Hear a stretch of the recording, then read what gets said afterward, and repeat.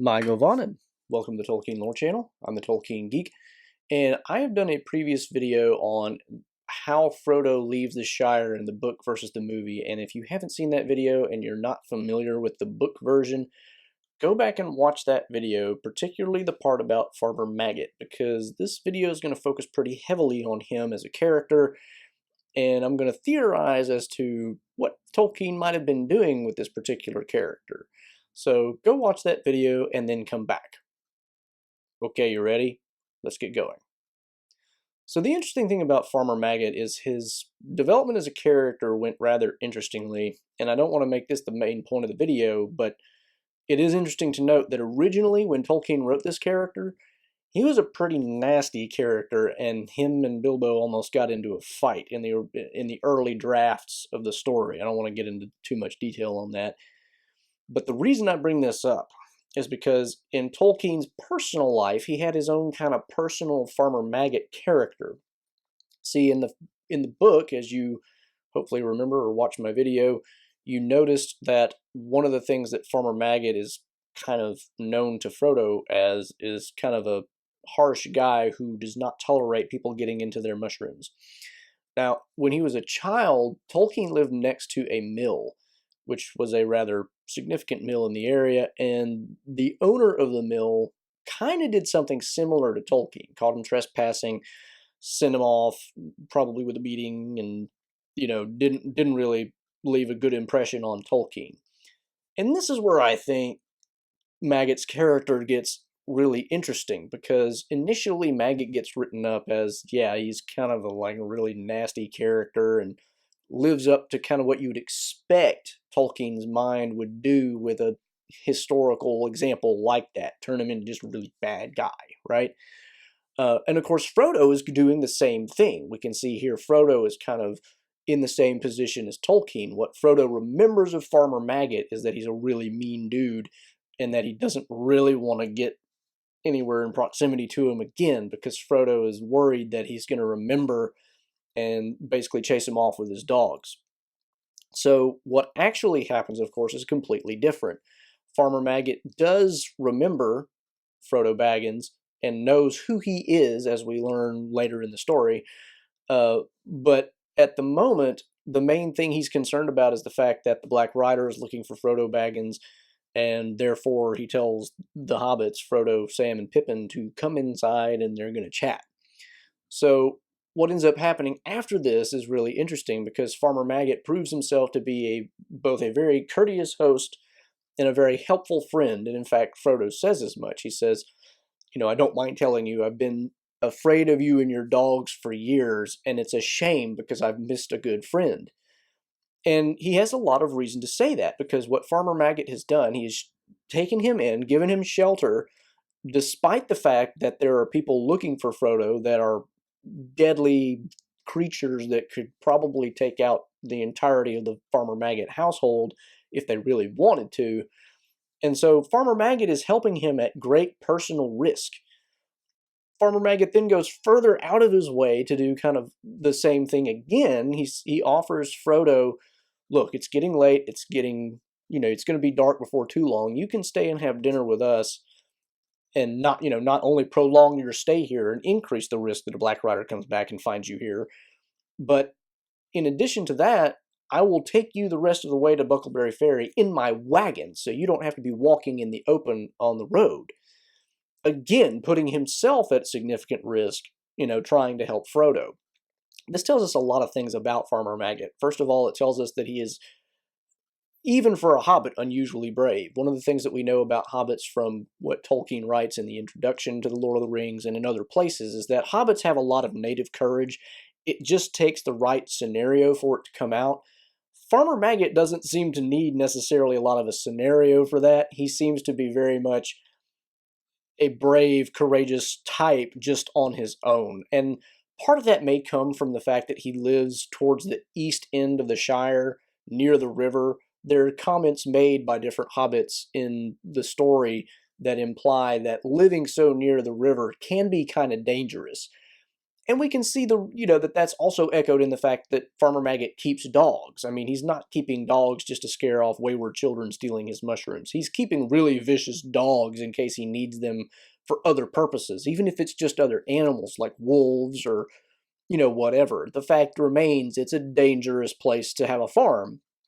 So part of Farmer Maggot's courage is probably the fact that he's always living kind of on the edge of danger, but there's a difference between danger of living near a border that, there are things across the border that we don't necessarily want in the Shire. And then you get this guy who clearly wants Frodo probably for murderous purposes, right? He's willing to bribe you with gold to, have you tell him when Frodo comes so that you can go hunt him down and find him, and just gives off a really creepy vibe. This is clearly not a good person. And in fact, the Black Rider, when the Farmer Maggot, basically says, "Be off, I don't want you on my land," he tries to ride him down before he leaves. And so we know, Farmer Maggot knows that these guys have murderous intent. They're not above killing people if they really need to. So he's not just being at the level of courage of I'm a farmer and there's wolves and other creatures that might mess with my flocks and crops. He's really stepping it out here and being, extra courageous and doing stuff like that. And you kind of get the final element of this at the ferry. When he finally arrives at the ferry, they all start getting out and then they hear hoofs and he jumps out.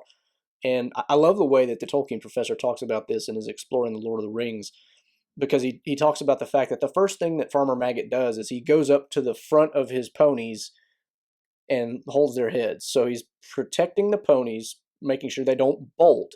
But by doing that, he is also putting himself out in the front of everybody else. So he is literally the first thing that a Black Rider coming the other way is going to see or, come across. So he's doing that, and of course he steps out boldly and basically calls out to whoever it is and says, "What are you doing? Who are you?"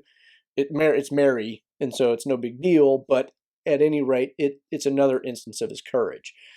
But then, kind of to cap it all off, we get another element of the courtesy and kindness of Farmer Maggot, because just before he leaves back for his home, he gives Frodo a basket and says it's compliments of Mrs. Maggot. And it turns out it's a basket full of mushrooms. And it's basically a way of saying, I know who you are, which, I mean, they already kind of figured that out. But, I've kind of known who you are the whole time. And I don't hold anything against you for taking my mushrooms. In fact, I'm just going to give you a whole bunch more of them. So, I mean, he's a really nice guy. Now, all of this is interesting in and of itself because it makes him kind of just a decent person. He's one of the, I mean, you really almost have to rank him up there with a lot of the major characters, Faramir, Aragorn, the Fellowship, as being just a brave character and all this. And to top it off, the man knows, well, the Hobbit knows Tom Bombadil. We don't get a lot of detail on that, but Tom Bombadil mentions that he knows Farmer Maggot. And so, there's who knows what going on there, but he's just a really interesting character, and you wish you knew more about him. But the reason I think all this is interesting is because of what it might tell us about what Tolkien's thought process was while he was writing this. And whether this is deliberate or not, I don't know. And I'm not trying to say that Tolkien was intentionally doing this, but I have to at least think at a subconscious level something was going on in his mind. And that thing is, if he is writing this character, at least in part based on the old miller that he had run-ins with as a child, he has converted Farmer Maggot's early versions, where Farmer Maggot is just that nasty ogre-like character, and he has turned it on its head and made Farmer Maggot one of the best people that the hobbits ever run into.